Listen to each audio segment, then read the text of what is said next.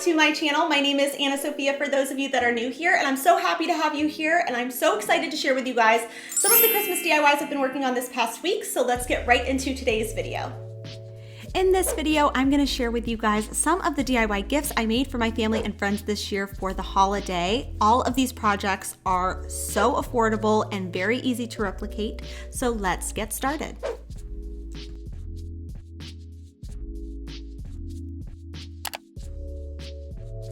For our first DIY gift idea, we are going to be making a sort of sentimental ornament, if you will. This was actually one of my favorite gifts I've ever received from my sister-in-law, Tiffany, and I thought to myself that this wouldn't be that hard to make, and sure enough, I was right. So all you need is a clear glass ornament. I picked this one up from Michael's, and with a coupon, it ends up being about $1.49. And the first thing I'm doing is I'm just filling it with some faux snow that I picked up from the Dollar Tree. This is obviously optional. You can put whatever you want in here, but the main part of this DIY is you want to take an invitation, whether it be a wedding invitation, a baby shower invitation, a first birthday party, and you just want to roll that invitation up and then make small cuts and curl the paper around and then place it inside the clear ornament. And that is it. Super easy and very thoughtful.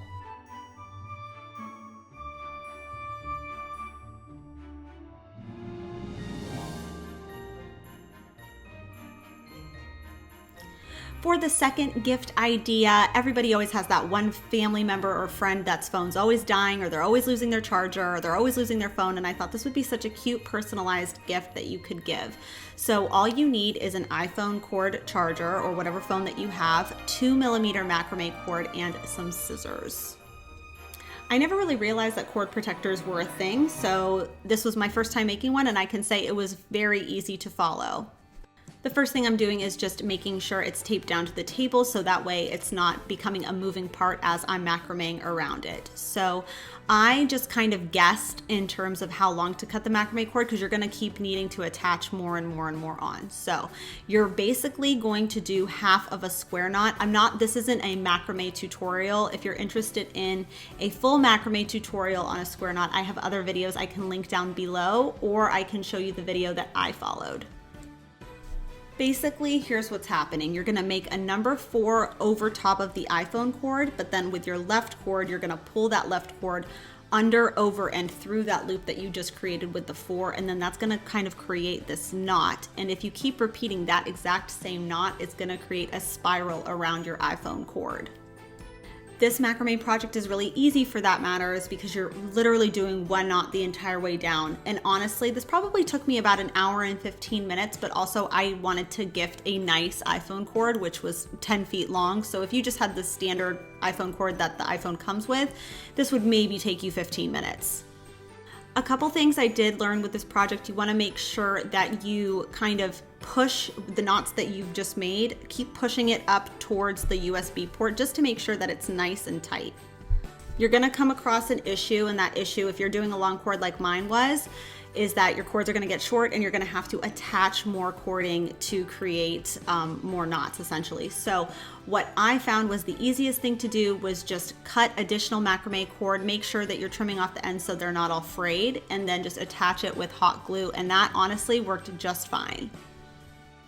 And as you get down to the bottom, as you can see, I just kind of made little balls of macrame cord just because it was easier to feed through those loops instead of like pulling the string each time, because that started to become very time consuming.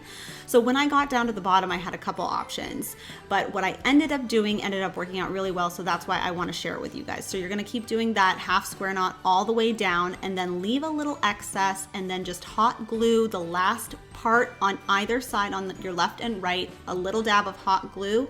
Let that dry fully, and then you're going to trim the excess off and add a little bit more hot glue. Please make sure that you're not A, burning yourself, or B, getting any glue on your iPhone cord. But all in all, this was a really fun project to do, and I know the person I'm gifting it to is going to absolutely love it.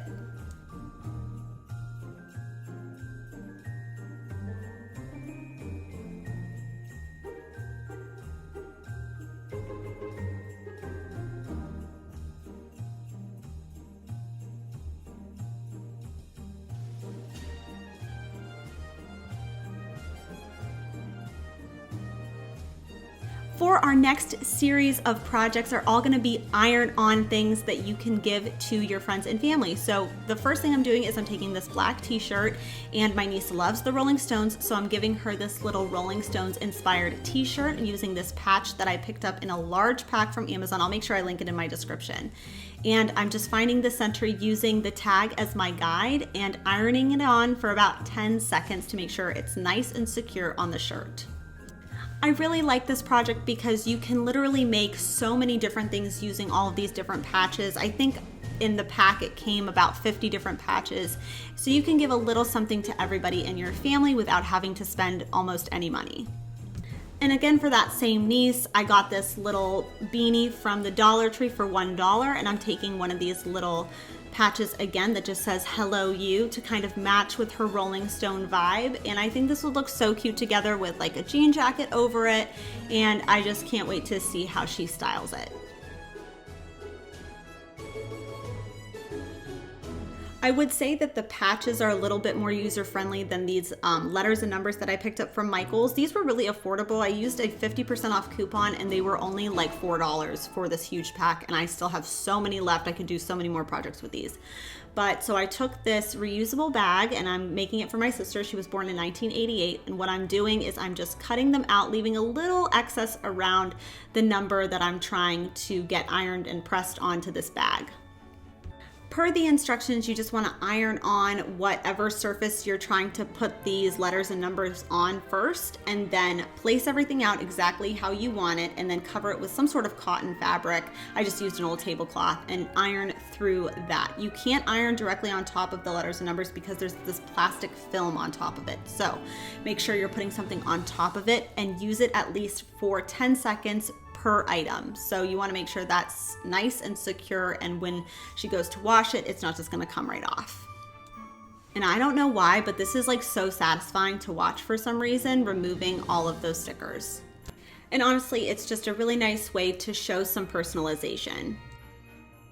And for our next projects, these would again be great if you have a lot of people to gift for and you don't really have the time or the money, but this is a really easy thing you can do. So I just picked up several of these Dollar Tree beanies, and they already had a pom-pom on it, but it was really cheap looking and just was like not the vibe at all. So I picked up these pack of fur ones on Amazon for $6. I'll make sure I link it in the description. And all I'm gonna be doing is attaching these ones to our hats just to give them a little makeover.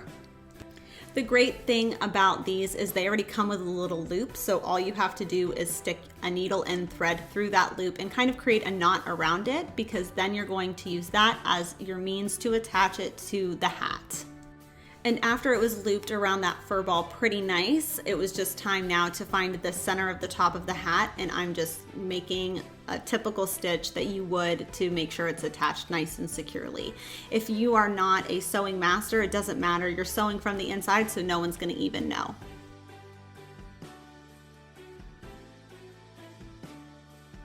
For our next project, it is super easy. All we're going to be making is a little teacup candle. I've seen these floating around Pinterest, and I thought that this was such a cute idea because when it's left out, it kind of just looks like nice, like pottery, and it serves a purpose because it's a candle. So I picked up the teacup and the candles from the Dollar Tree. So all in all, this project only cost me $3.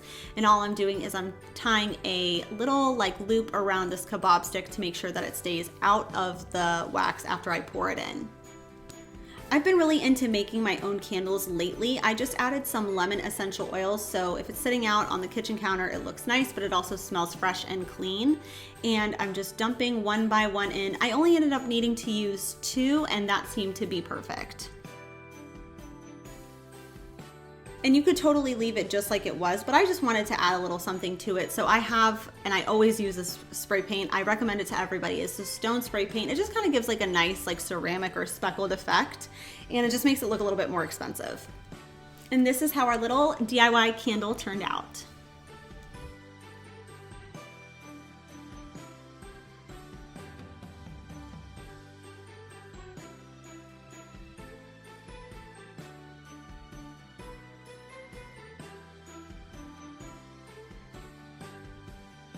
In last week's video, I showed you guys how I made these plaid coasters, but this time I wanted to give you guys a slightly different idea. I was on West Elm's website and I saw that they had these coasters, but these ones were really expensive. They were black and gold, and there were 4 of them, and they were in a circle shape, but half were gold and half were black, and they were $40 for 4 coasters. And I was like, that is insane to me. Like, I would never pay that, especially when you can make it yourself.